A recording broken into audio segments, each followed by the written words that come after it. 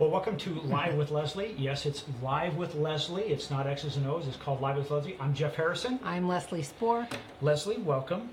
Thank you. So you've had a busy week. You know, I got to tell you, every time we come to your office to film, it's always a story of new clients, new customers. That's crazy. I mean, that's fantastic. It's like, you know, I hear, people talk about the summer in the Coachella Valley and it's up and down and whatever. And it's like, no, there's no season anymore, is it really? Not really. Not for us, there isn't. Yeah. Yeah, it used to be summer was pretty quiet. You get clients all through the spring as people got ready to leave. And then once they left, it was pretty quiet. But this year, it's every week we're getting new people, which is fantastic. It's kind of like that whole thing of like, create your own weather, right? You create your own weather. If you want to have good sunshine, you have to be that light that comes into the environment, right? Well, create your own luck too, right? That's it. The harder we work, the luckier we are. That's right. So today we have a neat subject. If you're just new to the program, this is an opportunity for you to learn all kinds of new things. But Leslie takes one topic every week and dives deep into it, and something you can absolutely take away today and say, I can start putting this in my business. Now, it's not a bright, shiny object. I want to make sure that it's very clear. It's not a bright, shiny object. So there'll be no BSO stuff going on here. It's based on bright, shiny objects. Oh. Yeah, BSO. There's no BS spreading here. That all happens before we go on camera. That's right. But the whole idea is these are sound fundamentals that you as a business owner, whether you are an active business owner, you're thinking about it. Absolutely, or whatever that might be, these are things that you can say, you know what? I can apply these and make a difference in my business starting today. So today, Leslie, I want to ask you what we're going to talk about, but before we do that, those of you that may not be aware, because you've only known Leslie as a business owner, a serial business owner here in the Coachella Valley, she spent 30 years in the aerospace industry. And today's topic is so relevant. Now, let me rephrase that. Aerospace industry. When I think of aerospace industry, what do you think about? Rockets going up in the air and circling the globe and airplanes. So today is about data. And the topic of today's discussion is why numbers don't lie. And I think in your industry, how important was data when it comes to the aerospace industry? Critical. Everything was about data. So it's not like, I feel like this is going to work. No, you had to have the numbers. Yeah. You had to do a feasibility analysis and proof of concept, and you had to do all the statistics on everything. And it was all about the numbers. So it's totally different being an entrepreneur said, hey, leap and then look. Right. This is like which I do all the time. Yeah. So, but now when we're talking about the numbers, does it make that leap more?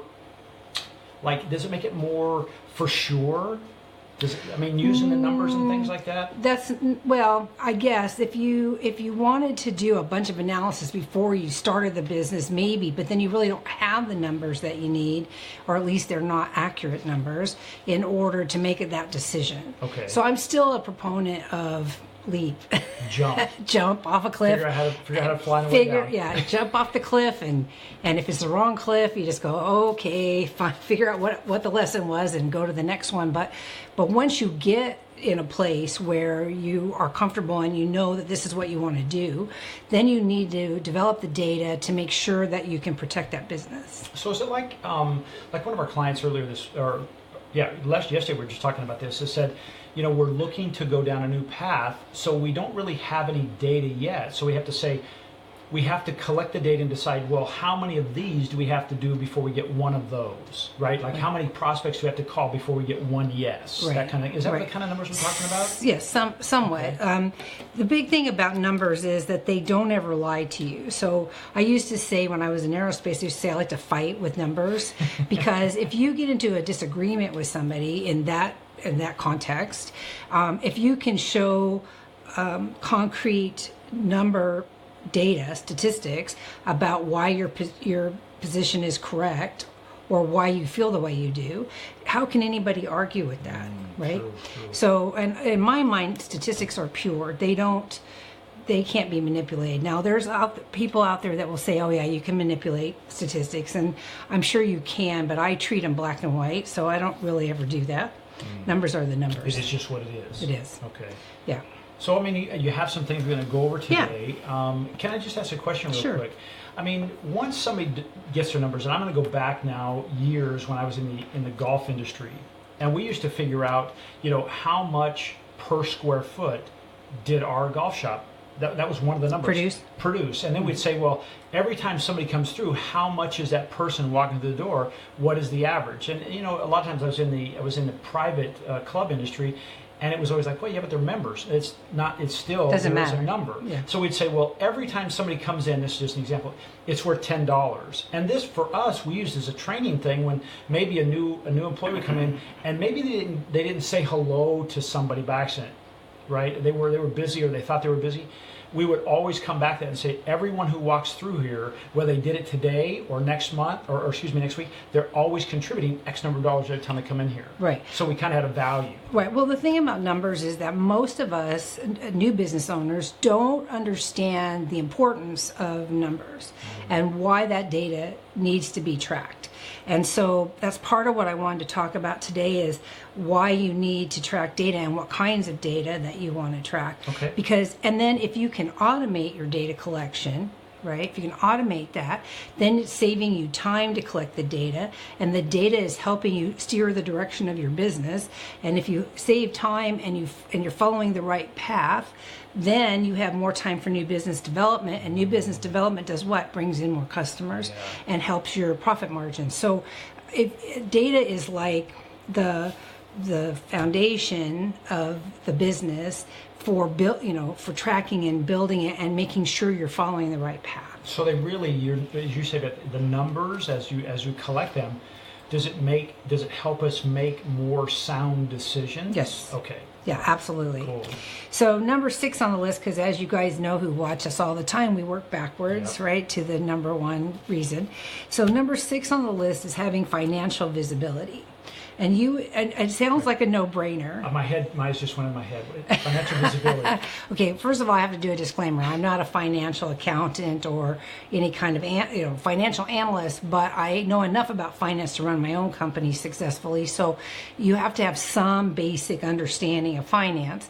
And part of that is making sure that you evaluate your financial. First of all, you keep good financial data, and I highly recommend getting some kind of financial application to use, whether that's QuickBooks, Quicken, Peachtree, FreshBooks, something that you have a way to track your data. You'd be shocked at how many business owners store everything in a shoebox still to this day. It's shocking. And so part of the data you get in your financial piece is which people buy from you, the seasonality of your products, because I sell more in these months and less in these months. And so that helps you figure out when to do promotions and how to do your advertising. And there's a whole bunch of data that can help steer your business just by keeping good financial records.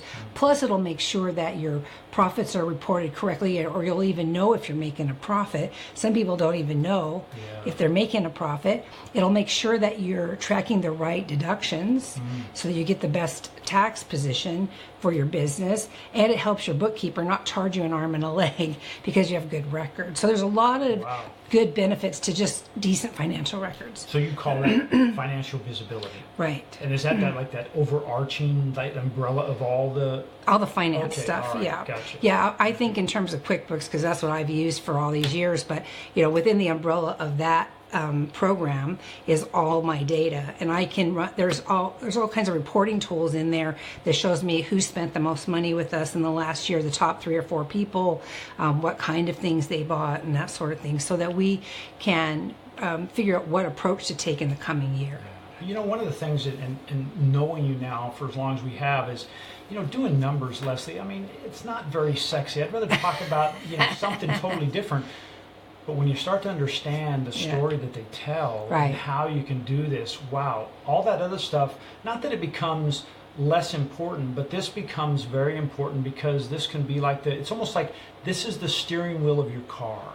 It's a data, right? Yeah. Would that be fair to say? Absolutely. Data, everything you do in business is generating data. It's how you take it, analyze it, and use it that makes a difference in whether you're going to be very successful or a little successful or not successful at all. I mean, so if a company, let's say they're brick and mortar and they're on El Paseo, and they, would they be smart to say they need to have a count of how many people come in their store every day? I mean, because that's almost on which days of the week? Perfect. right? Perfect. And on which months of the year, Yeah. right? Because where we live, oftentimes summer, we were just talking about that, summer is less busy than the winter months, Yeah. right? Because this is a resort area where people come to enjoy the summer or this heat when it's cold everywhere Right, else. right. So it used to be a lot of those stores would close down during the summer because the cost to run the utilities was more than the revenue they were generating by staying open. Yeah. But if you do the analysis and say, okay, now in June, I get X amount of customers, I sell X amount of dollars versus what I'm paying for utilities, maybe it makes sense to stay open in June, Yeah. right? And so we're seeing more and more stores staying open longer and longer periods. Yeah, a friend of ours who owns a restaurant last year, and I think the year before, she closed down for like a month. And then she did the numbers. We had dinner with her the other night. She said, I did the numbers, and she said, it cost me more to shut down, And start get back rid of up. my food, have to restock up, than to just say, let's just stay open. And since then, she said, I've seen the numbers actually go up because she did stay open. Right. So I thought it was very interesting. But again, she wouldn't have made that decision if she didn't have the numbers to back Right. it up. It would And- just been a gut feeling. Yeah, your guts are great when you're a business owner, and you should honor them because usually they're steering you in the right direction. But when it comes to financial data, can't rely on those, right? Yeah. Okay. Okay. Good. Second one is conflict resolution. Okay. We've never had that. How do numbers help you with conflict? Yeah, I know, with conflict resolution, right? Right. So it costs more to acquire a new customer than it does to retain an existing customer, and I can give you some statistics on that. So if there is a conflict in your business, if you can show the customer with data that what your position, okay, while still maintaining the customer's integrity and dignity, their dignity, then you likely save that customer and not alienate them. So you're talking about when actually using the data during a discussion with a customer that's not happy. Right. I'll give you an example. Okay. Recently, and this is a true live example, Okay. we have a client who has 3 or 4 air conditioning systems in their house. They are all nearing the end of their serviceable life. Okay, they're about 12, 13 years old. In other parts of the country, an air conditioning system will last 20 years. Here, 10 years is average, right? Because the heat is so intense and you use them more. Yeah. So hers are nearing the end of her serviceable life. We've already replaced one, but now the other couple of them are starting to exhibit the same kinds of problems as the first one. So we had to do some repairs, and she sent me an email. She was visibly upset in the email because she says, we just replaced the system. It should be under warranty. Why didn't you fix it? Why are you charging me for the repairs? That sort of thing. And so when I went back and looked, I knew the answer, but I needed the data. So I went back and looked at the history, and as it turned out, we had replaced a unit in the bedroom. This was the unit in the living room. And so I had the dates that we did the replacement, and then I had the data for the repairs that we had done on the living room unit, and every invoice said living room unit, living room unit. And so when I went back to her, I said, I can understand having this many units and having this much problems, how it could be confusing and lose track of which one's which, but here's the situation. And I laid it all out for her. And so she was fine then with it. But we could have easily, if we hadn't had all that data and able to look it up, and able to present it to her in a way that allowed her to retain her dignity on it, I'm not going to say, hey, you got this wrong, Yeah. right? Yeah. Then we're able to salvage the client. That's a great example. Right. So, okay. I hadn't thought about that, but that makes good sense. Yeah. And so data is not just individual numbers, it's also dates and times and invoices and all kinds of things. Okay. Okay. Good. I wanted to talk about retention and customer retention and customer acquisition just real quickly, Okay. because these are also numbers and statistics. Sure. So, and I have to look at this because I don't have it memorized. But when you can keep a client, retain a client, even if you improve your retention by 5%, you can increase your profit margins anywhere from 25 to 95%, Wow. depending on the kind of business you're in. Wow. Right. What's the reason behind that? Do you have that? Because they're already buying from you. Okay. They already trust you. Okay. They already are familiar with what you do, products and services. And so when you go to them with a new promotion, they're much more likely to buy from you than for you to go out and acquire a new customer. Great point. Right. Great point. Okay. If you want to determine the cost of acquiring a customer, what you can do is over a period of time, it could be a year, it could be 3 months, whatever you want, you add up the total that you spend on advertising and marketing for that period, and then how many new clients you get in the same period, and divide that number into the total, and that gives you a per client acquisition cost. Gotcha. Right? For a lot of us, especially in the beginning, that number is going to be astronomical. Yeah, because they don't even know us, right? Right, they don't know you. It's a cold call. You're trying to build a reputation. So in the first few years, that number could be just crazy big. Yeah. And so that makes it even more important to keep the clients you have and keep them happy. Good point. Okay. Okay, good. Okay.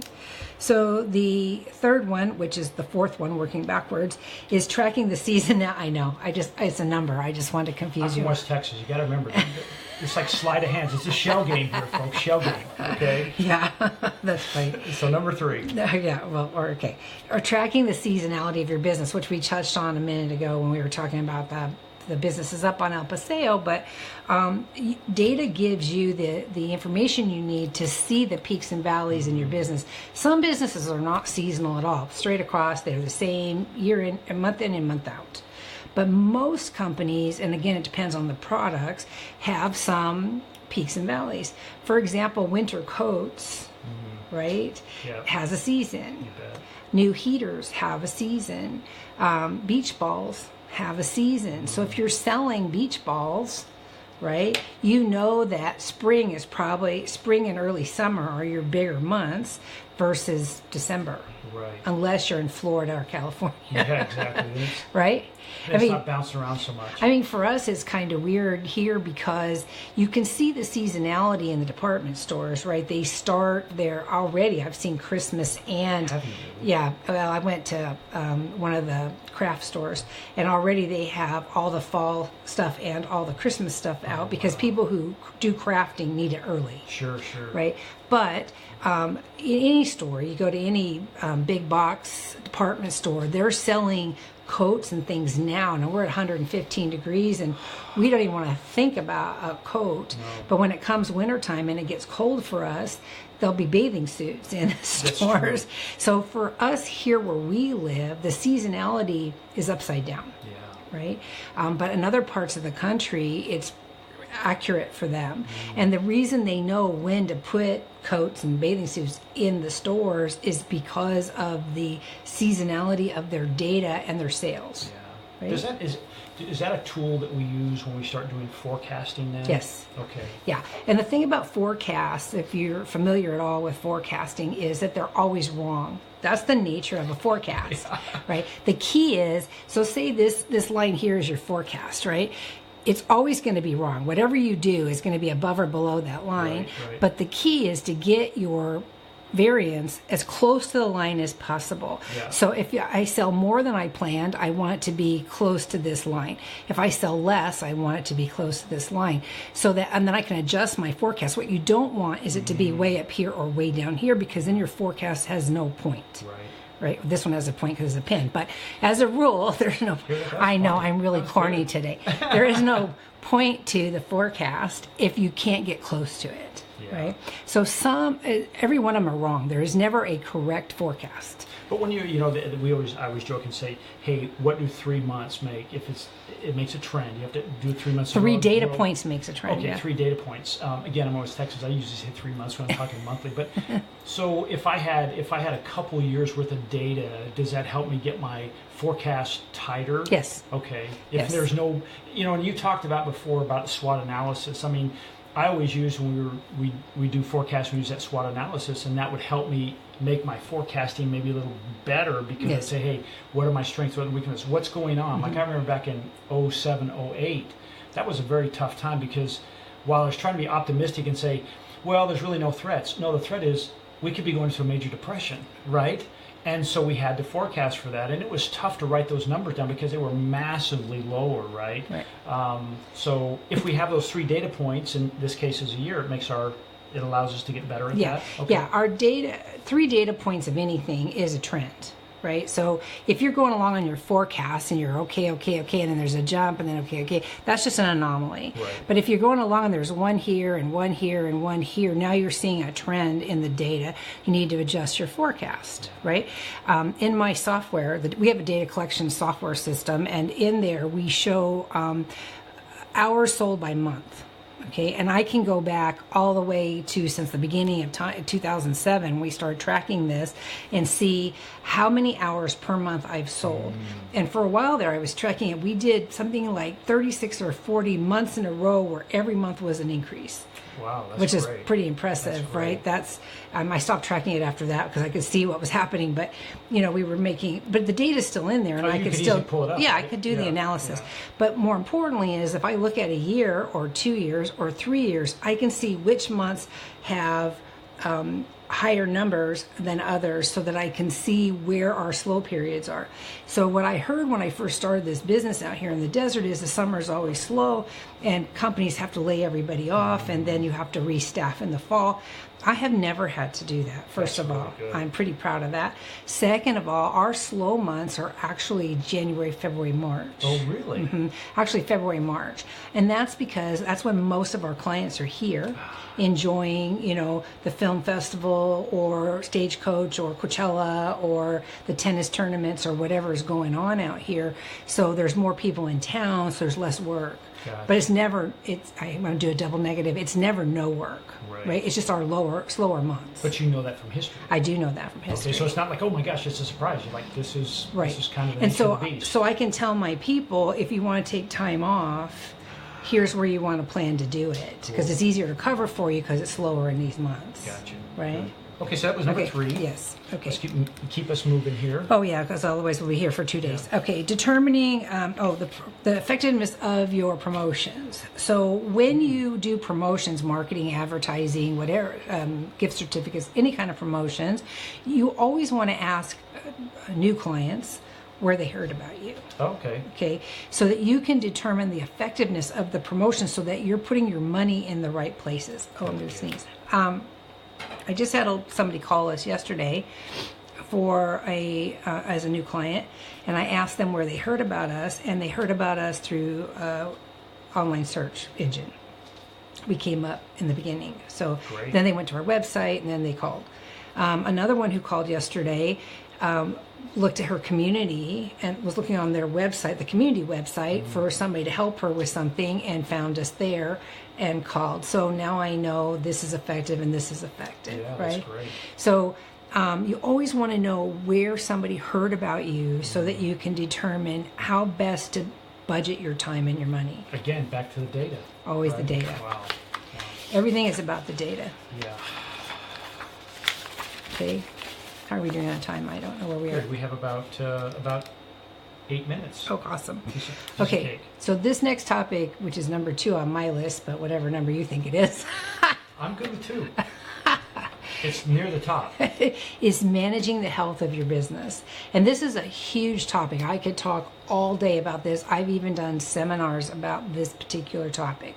But measuring the health of your business in a nutshell is this.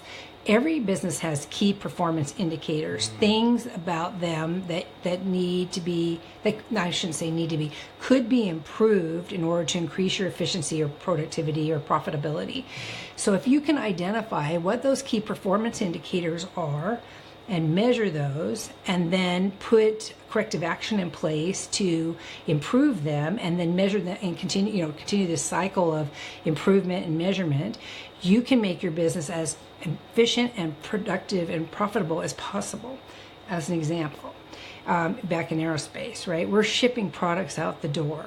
So we wanted to know what our on-time delivery was, right? Because on-time delivery is important, right? It's an order winner, if you can deliver and the next guy can't, you're going to get the work. Mm-hmm.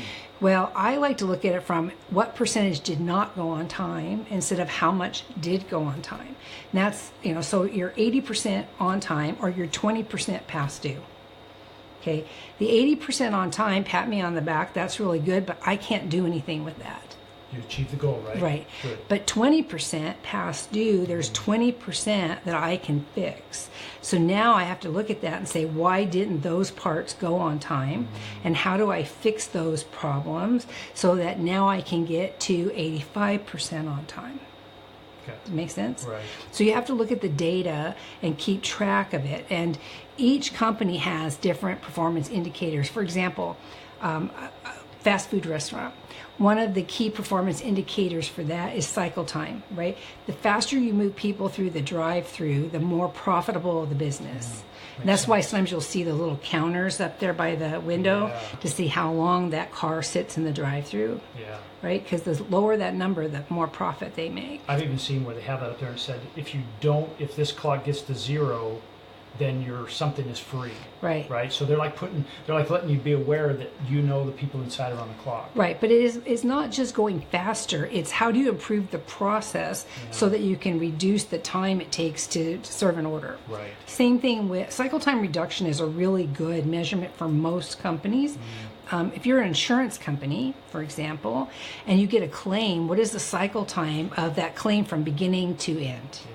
Right? And each of the steps through that claim process, what can you do to reduce that cycle time so that you can get your what do you call them, insured people resolved and their money or repairs faster. Makes sense. You see what I'm saying? I mean, so would you use that? Would you apply that same thing if you're saying, hey, you know what?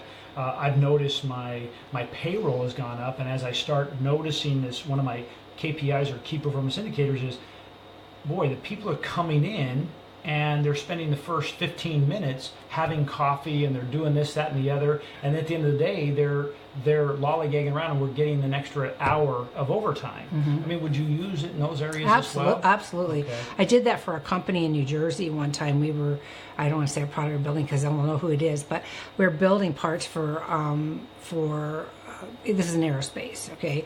And so the first half hour of the day, people would clock in and sit around and visit and drink coffee and stuff. And I was in there consulting, and so I did the math just in the assembly area and said, this many people times 30 minutes a day times a rough order of magnitude of $40 an hour burdened, is X thousands of dollars of productivity you're losing every single day. Wow. Every single day. Big time loss. Yeah. Unfortunately, that was a union shop. They wouldn't do anything about it. But, if you're a small business owner, if you're any business owner, you should really look at that sort of thing. I know one contractor out here who, because his people don't plan for their next day's workload adequately, so every morning they have to run to Home Depot or run to Lowe's to get parts, they're losing ridiculous amounts of money because they're not putting a little effort in the day before to be ready for the following day's workload. That's crippling. It is. Wow. And it's and it's a number that's kind of hard to quantify because you don't have visibility to the people. You're not in a captive shop environment, right? They're out doing their own things. But every time you go to buy parts, it takes more time than just the time to buy the parts. You got to drive there, you got to find them. You might run into somebody and visit for a couple of minutes. You have to get through the check stand. You have to get out to the car. Now you have to get back to the site. Yeah. So that's a huge amount of time, right? Yeah. It's more than the 10 minutes to buy the part. It could be an hour, it could be 2 hours. Yeah, absolutely. Right? That's all lost productivity. That's big. So you need to understand, before you do the drum roll. So you need to understand the key performance indicators for your particular business, and then how do I improve those so that I can be the most productive and profitable company as possible. And do those change over time, Leslie? Sometimes. Okay. Sometimes, but the key to this is called a metrics program, and the key to metrics is that what you measure improves, period. Okay, I call it the gold star syndrome.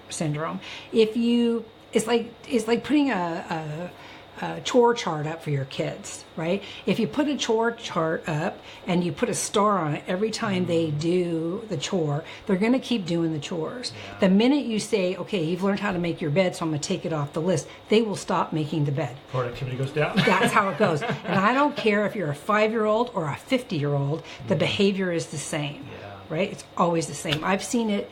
I've put metrics programs in more companies than I can explain to you.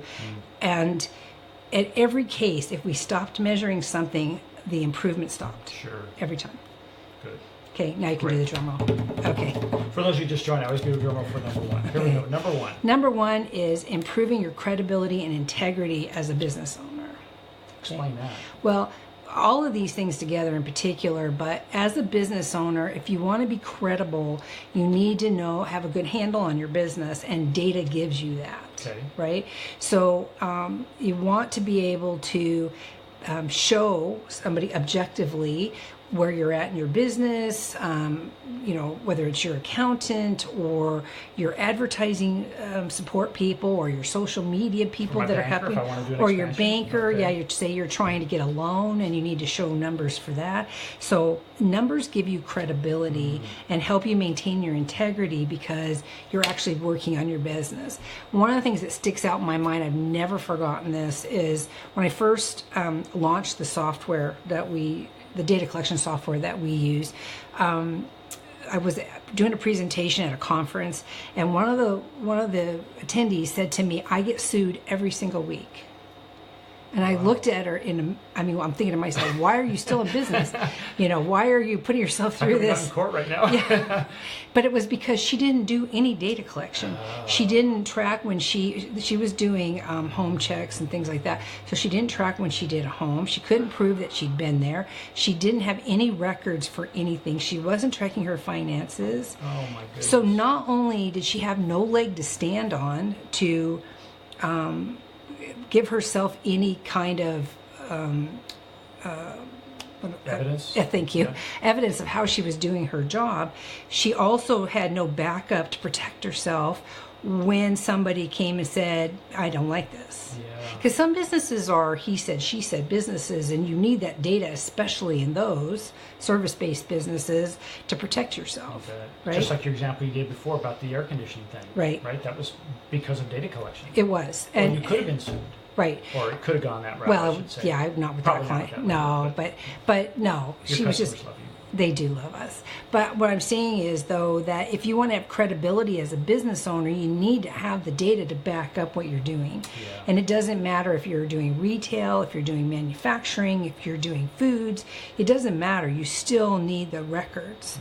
And record keeping is critical to every single business. Yeah. That's what I have to say. I got to tell you, numbers just don't lie. They don't. They don't. And so what's a big takeaway here besides numbers don't lie? I mean, how would somebody, if they're not collecting this data, where would you say they first start? I think you need to look for, well, first of all, you have to have a financial system. I don't care who you are. So QuickBooks, something. Something. Okay. You have to All have right. something. I don't care if you do a ledger. You have to have something. Yeah. Okay. But more importantly than that is to identify the key performance indicators for your business so that you know what to track and how to utilize those numbers to your best benefit. Okay. And a lot of people don't know how to do that. So you need to find somebody like me, somebody else who understands metrics and how to measure the health of your business and can work with you to help you determine what's best to track. Because there's lots of things to track, but you got to use Pareto's principle, the 80-20 rule, and identify the 20% of indicators that will give you the best bang for your buck to make your business better. Gotcha. Right? Otherwise, you'd just be chasing chickens around the. Yeah, you don't want to be chasing all the data. You want to chase the data that makes a difference. And in the case of the on-time delivery, right, that was key for us because we're shipping stuff to the military. And so they need their stuff when they need it. Yeah. So improving the on-time delivery of those products was one of the most important things. The other one in that industry was inventory reduction.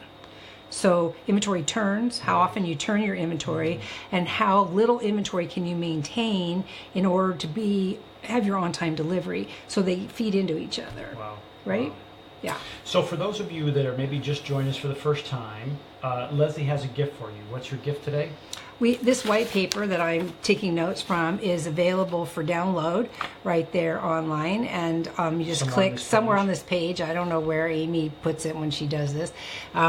So you click on that. We'll ask you for your email address so we can get you on our newsletter. And the reason you want to be on our newsletter is because we take these topics and pick out one of the points and then expand on it in the newsletter so that you get even more in depth. We have a limited amount of time here, and we want to give you as much information as possible. Now, also, there are people that you've said a couple times, hey, hire people like you. I mean, you're a consultant, you're a mentor, you help people in all types of industries across the country. I do. How does somebody get a hold of you? I think Amy's going to put it on the screen there, but how does somebody get a hold of you? Well, you can contact me through the website. Amy's the website up there. It's right up here. I can't see. Oh, sorry. It's right up here. I can't. I don't know.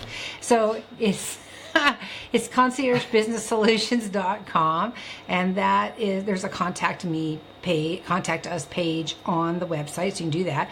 You can message me through Facebook. You can call me. The phone number up there too, Amy? No, the phone number is 760-898-9604.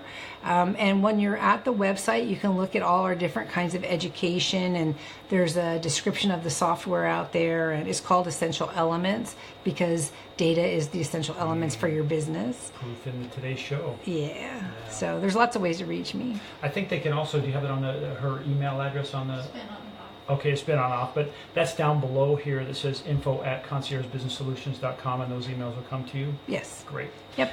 Anything else before we sign off today? No. Numbers don't lie.